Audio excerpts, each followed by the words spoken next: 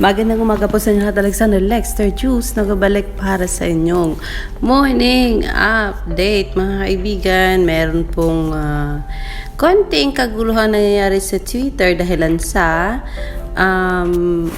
medyo na offend yata ang mga followers ni Bini dahilan sa kahapon na kanilang production number ay medyo nga naman na left out si Bini. Anong nangyari? Bakit nagkaganon? Dahilan sa sabi nila parang naging backup singer na lang ang Bini sa nangyaring kantahan kahapon ng Flowers ni Miley Cyrus. Diyos ko ba naman? Biniritan ba naman sila ni Sheena Villarmino ng pagkataas-taas na boses na talagang makita mo talagang professional singer itong si Sheena Villarmino. Na ano nga din ako guys, na shock din ako. Ha? Si Sheena yan? Grabe, ang galing. O diba? Tapos biglang birit din si Meridel May Entrata na medyo may pagka-normal lang din naman ang chorus. Pero merong difference na ginawa si May Entrata na talagang masasabi mong cool singing ang ginawa ng isang Meridel May Entrata.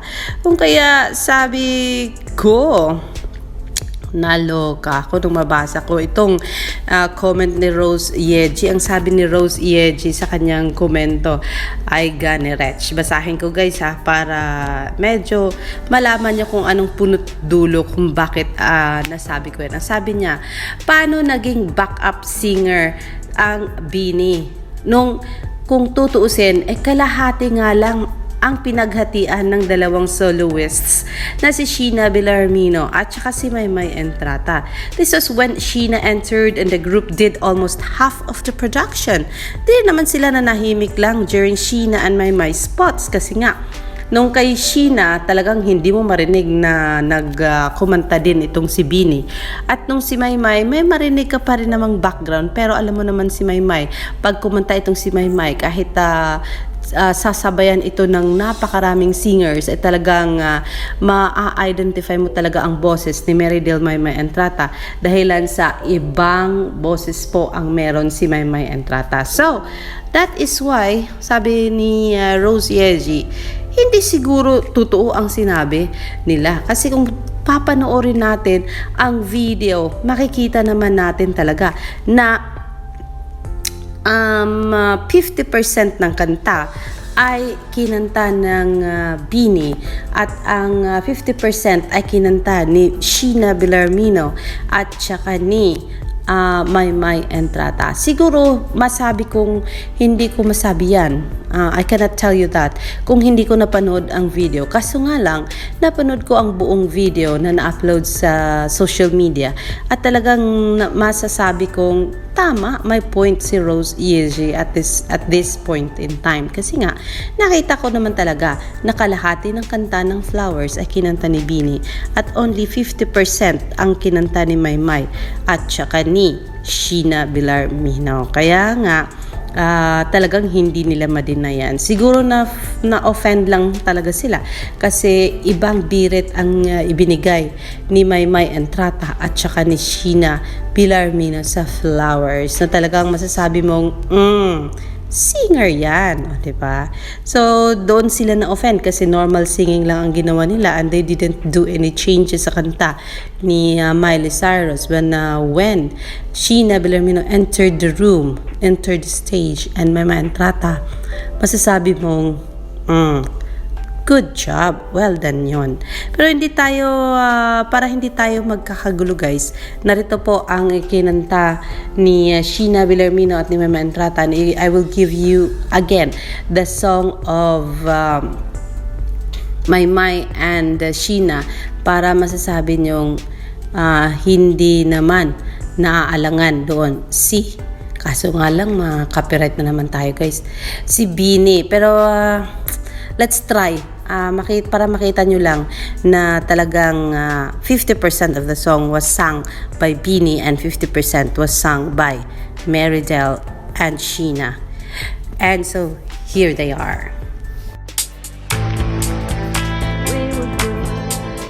We were gold, kind of dreams that can't be sold.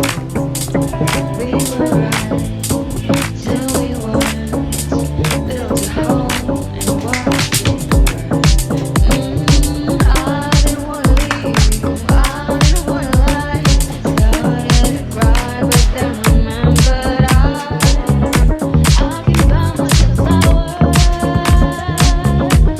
Say things you don't understand. I can take myself dancing and keep holding my hand.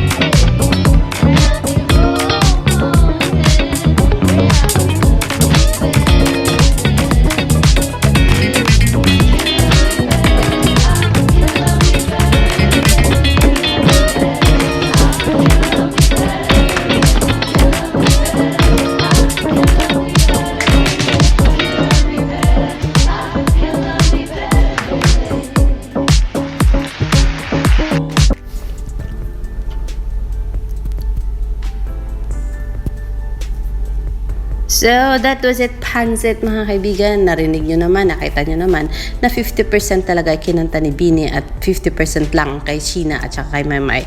Pero hindi dyan nagtapos ang talagang pag-show up ni Maymay, Sheena sa stage kahapon. Kasi po, nung kumanta sila ng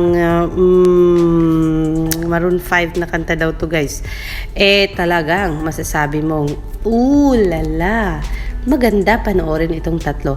Tingnan nyo po, masabi ni My Dreamers, lakas maka Drew Barrymore, Lucy Liu, and Cameron Diaz. Alam nyo yun, yung Charlie's Angels. Diba? Napanood nyo yung movie na yun. Ganito daw sila, guys.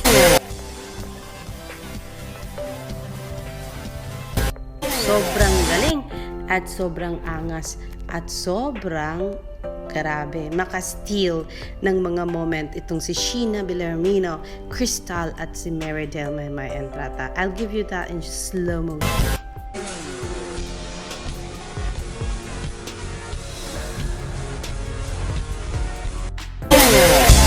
And so yes, ayaw, sabi ni My Dreamers, tall, talented, and beautiful. You can't help but notice her. Pero hindi lang si Maymay ang nag-stand out dito, guys, kasi makita natin si Crystal at saka si Sheena Bellarmino. Wow! Talagang mapapayes. Yan ang talent. Yan ang sayaw na walang keme-keme, bigay na bigay ang lahat. So yes, mga kaibigan, that was what happened yesterday. Ang sabi pa nga ni My Dreamers, that kind of allure and raspiness that adds up to her artistry. Itong si Meridel Maymay Entrata on this point of singing.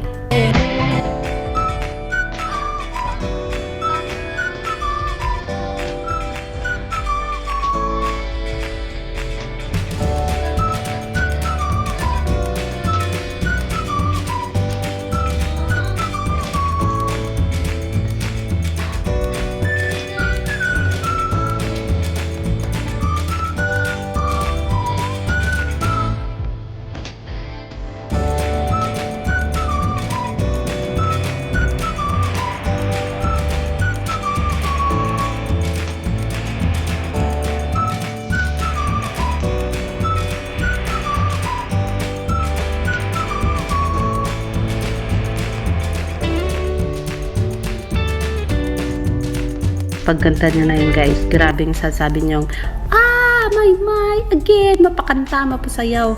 Grabe, binibigay mo talaga yung fierce look na yan. And, kung bakit nila nasabing naging backup si Bini. Dapat kasi pagkatapos kumanta ni Maymay at saka ni Sheena Villamino, they need to group themselves in one group sa side, hindi doon sa likod. So it's not Maymay's fault and Sheena's fault na talagang makita mo sila sa stand up at nakikita yung stand out pala. Nasa stand out. Kasi tignan mo naman ang look ni Sheena Villamino at saka ni Mama Entrata. Parang mga diyosa po. Charot-charot lang. Salamat sa kanilang, of course, glam team. Sila ang may gawa niyan. Kung kaya ganyan kaganda ang Marydel, Maymay, and Trata yesterday. So yan po muna ang ating update. Magandang umaga po sa inyong lahat. And yes, ito pa pala, thankful and proud that our Marydel keeps on improving in her hosting skills. Kasi nga pala, nag-host nga pala si Maymay kahapon. Hindi ko po ito na-update sa inyo. So narito po, Marydel, Maymay, and Trata as a host yesterday. Ako sa hatawan na yun. Naku naman, AC Angela. Grabe, na-challenge ako sa hatawan na yun, ha? Yes, Grabe yun. Wow. Opo. Very proud ako sa inyo, guys. From you. Wow, okay, noted po. Pero kung natulala sa hatawan na yon ang ating mga kapamilya, dito po sa next performance na mapapanood po natin, mapapatili naman sila. Yeah! Grabe naman. Pero bago yan, bago yung tilian, happy birthday po muna kay Kuya Ed Oliver Maalindog, our sound engineer. Happy birthday po sa inyo. At yun na nga, may mga tilian na magaganap mamaya. Hoy! Gusto mong itodo natin dahil ito na ang ilan sa mga power love teams ng ABS-CBN. Yun! We have, of course, the most in-demand new gen love team. We have Don Bell, Wow! plus Kyson, Angie, and Lloydie!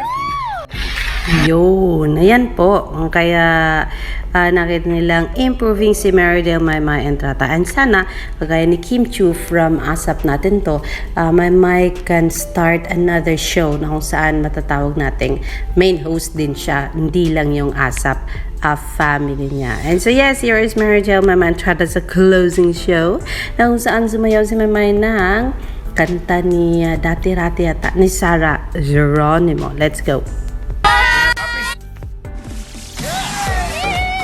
Thank you so much for joining us today. Ito ang katapusan ng ating show pero hindi katapusan ng aming samahan. See you next week. Yes, and thank you to Blissful Blooms Events and Company. Follow them on their Facebook page. We love you women, we love you Sarah, the powerful women. Happy Women's Month. Happy Sunday, everyone. God bless you. Thank you. Happy Sunday. See you next week. Here only on Asam Nandito.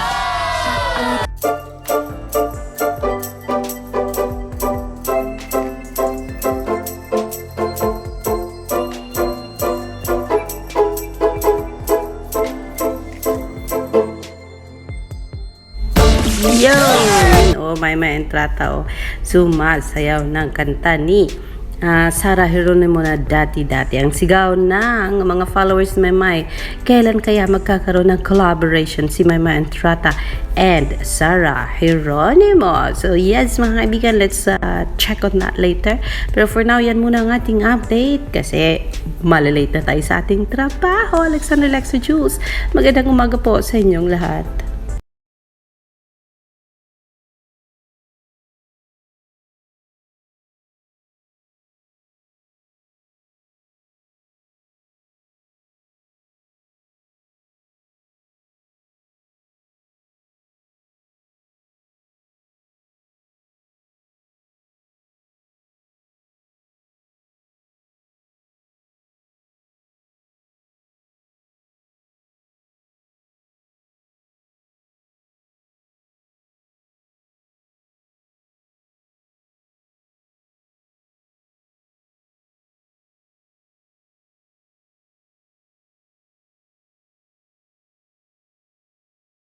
Hellcat.